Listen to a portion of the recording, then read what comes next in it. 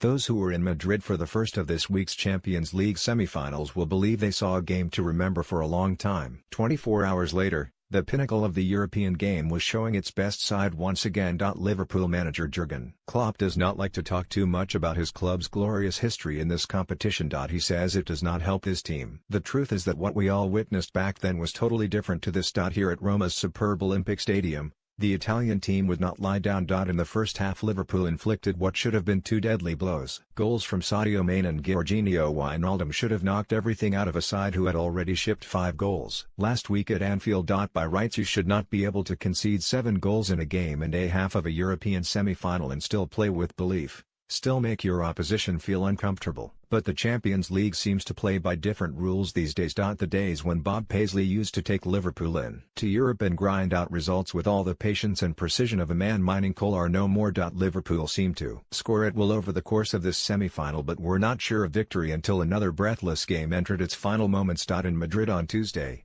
Bayern Munich looked out of the tie when they conceded a cataclysmic second goal.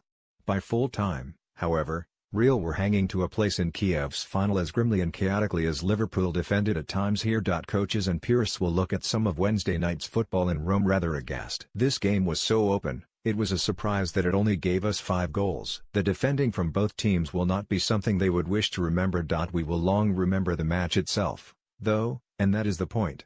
With fallibility comes intrigue and excitement and, as such, this was another night that proved impossible to take your eyes off. Can Liverpool close a game down, or do they just choose not to?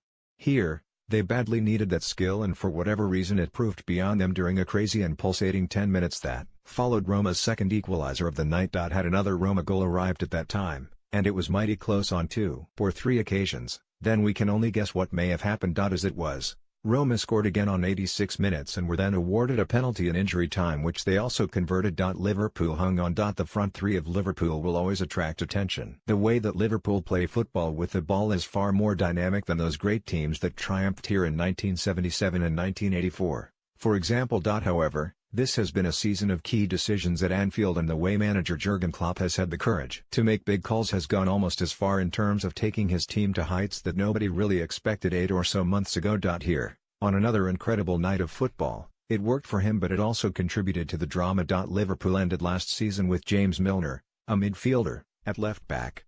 Klopp simply did not trust Alberto Moreno, but Milner, as diligently as he approached the task, could not give Liverpool the outlet in the opponent's half of the field that they badly needed. It could not really go on. So this season, after a slow start, Andy Robertson has been blooded.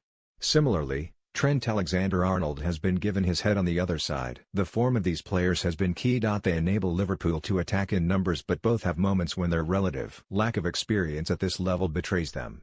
Over the course of the campaign, Klopp believes that has been worth the risk. Both were at their best going forward in Rome, and Robertson was at the heart of the move that led to Liverpool scoring their second goal from a corner. However, Alexander-Arnold was caught out on more than one occasion. The way he dived in early in the second half allowed Roma to score and open the game up again. The youngster had a nervous night. In goal, meanwhile, Loris Karius has been allowed to grow into the role of Liverpool goalkeeper after replacing Simon Mignolet halfway through the season. The German was good here, showing excellent handling and confidence to leave his line to catch when he could and punch well when it was prudent. But, at times, Karius also looks to have a mistake in him.